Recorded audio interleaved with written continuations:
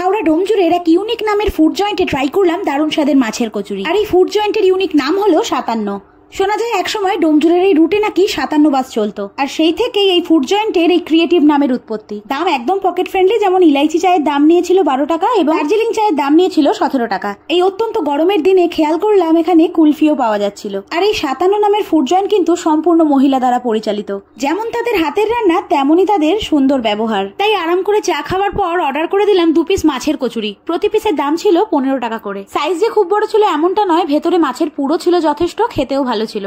তবে এর সাথে আলুর তরকারিটা একটু বেমানান লেগেছে, সম্ভবত আলুর দম হলে বেশি ভালো লাগতো। আর ছোট্ট এই ফুড জয়েন্টের বাইরে 3-4 জন মতন বসে খাওয়ার ব্যবস্থাও রয়েছে। ছোট হলেও জায়গাটা কিন্তু বেশ সুন্দর করে সাজানো। আর এখানকার ঠিকানাটা হলো ডোমজুড় বাস স্ট্যান্ড থেকে মাত্র মিনিট 5-এর রাস্তা। তাহলে শেয়ার করলাম আমার অভিজ্ঞতা। এখানে আপনার অভিজ্ঞতা কেমন কমেন্টে অবশ্যই জানাবেন।